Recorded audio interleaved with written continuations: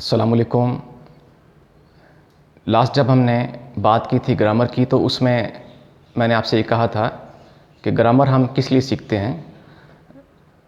In fact हम grammar सीखते हैं पार्सिंग के लिए, और उसी की बेस पर एग्जामिनेशन में क्वेश्चंस बनते हैं और हमें उसकी पार्सिंग करना होती है। यानी पार्सिंग क्या चीज़ है कि आप सेंटेंस के अंदर हर एक वर्ड को एक नाम देते हैं उन 8 पार्ट्स ऑफ स्पीच में से, तो वो पार्सिंग है। इसलिए इसकी बहुत ज़्यादा अहमियत है। ये एक एडवांस्ड लेवल की इंग्लिश हम सीख रहे हैं। ये नहीं कि हम ट्रांसलेशन के लिए या वर्ड्स मीनिंग्स के लिए नहीं सीख रहे, बल्कि ना बोलने के लिए, बल्कि क्वेश्चंस को सॉल्व करने के लिए जो एग्जामिनेशन में आते हैं उनकी पॉइंट ऑफ व्यू से हम इसको हल करें। अगर मैं बात करूँ पार्सिंग की, तो पार्सिंग ये आपके लिए एक नया वर्ड शायद है कि आप जानते हैं इसको, ये मुझे नहीं पता। याद रखिए कि parsing is the base of grammar. Grammar की जो बेस है वो पार्सिंग के ऊपर है, और अगर आपको ये चीज़ आ जाती है तो फिर आप इजीली ग्रामर का ऊपर होल्ड कर सकते हैं और क्वेश्चंस को सॉल्व कर सकते हैं जो एग्जामिनेशन में आते हैं।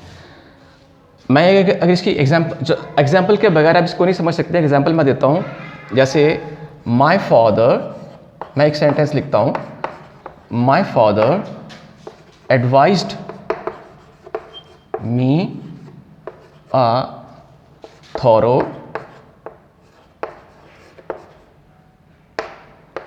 thoroughly cleaning of my car। आप ज़रा इस सेंटेंस के ऊपर गौर कीजिएगा और इसकी हम करते हैं पार्सिंग, और देखिएगा कि आपका नॉलेज इसमें कितना इन्वॉल्व होता है। आप सबसे पहले देखिए, लिखा हुआ है माय।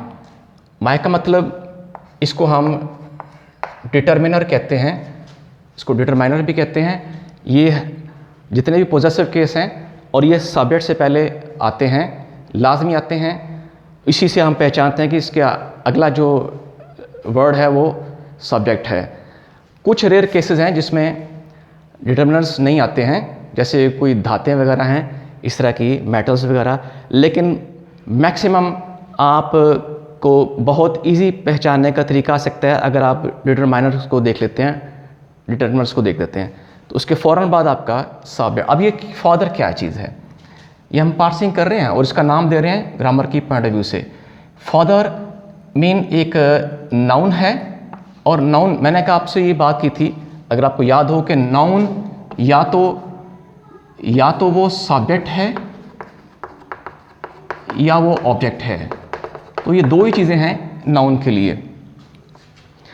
अब ये चूँकि ये एज अ सब्जेक्ट काम कर रहा है तो हम इसको कहेंगे नाउन एज अ सब्जेक्ट है। अब नेक्स्ट आ जाइए, ये है आपका मेन वर्ब है, इसको हम वी वर्ब कहते हैं। नेक्स्ट इज, ये ऑब्जेक्ट भी है, लेकिन कौन सा ऑब्जेक्ट है? हालांकि ये नाउन है, प्रोनाउन है ना, ये प्रोनाउन है, और ये आपका ऑब्जेक्ट है और प्रोनाउन है। ये क्योंकि प्रोनाउन और नाउन एक ही चीज़ हैं, ये ऑब्जेक्ट है लेकिन प्रोनाउन की शक्ल में ऑब्जेक्ट है। नेक्स्ट आ जाइए ए, फिर आपका आ गया है डिटर्मिनर, यानी कि ए, एन और दी जो है ये सारे डिटर्मिनर्स हैं, और पोजेसिव केस में मैंने कहा कि ये सारे आपके डिटर्मिनर्स हैं। और ये फिर ये डिटर्मिनर आ गया, और इसके फ़ौरन बाद आपको पता है कि हम नाउन को लिखते हैं। अब यहाँ पर नाउन क्या है? नाउन आपका क्लीनिंग है, सफाई। अब ये नाउन है, लेकिन इससे पहले कुछ आप देख रहे हो, थारोली। याद रखें कि नाउन के पहले हम हमेशा एडजेक्टिव लिखते हैं, एडवर्ब नहीं लिखते। ये एडवर्ब की शक्ल है। अगर मैं इसको एल वाई ख़त्म कर दूं, तो अगर मैं ये एल वाई ख़त्म कर दूं तो ये आपका थोरो क्लीनिंग आ गया। अब ये आपका एडजेक्टिव है और ये आपका नाउन है। और फिर आगे आ गया प्रीपोजिशन। प्रीपोजिशन से बाद, ये भी आप याद रखें कि प्रीपोजिशन के फ़ौरन बाद भी आपका नाउन आता है, लेकिन नाउन से पहले आप फिर देख रहे हैं कि ये डिटरमाइनर है और ये है आपका नाउन ऑब्जेक्टिव केस में। तो ये है पार्सिंग। अब आप देखिए कि आपका नॉलेज और यहाँ का नॉलेज कितना सिमिलर है या डिफ़र कर रहा है, और ये आपको पार्सिंग की बेस मैंने आपको बताई है। और इसको देखते हुए अब आप सोचिए कि आपने इंग्लिश कितना सीखी हुई है और यहाँ आप कितना सीखोगे। ये पार्सिंग है, इसी की बेस पर आपके क्वेश्चंस बनते हैं। बताना होता है कि इसमें एडवाइस क्या है, इस सेंटेंस के अंदर मी क्या है, ए क्या है, ये सब कुछ आपको बताना पड़ता है।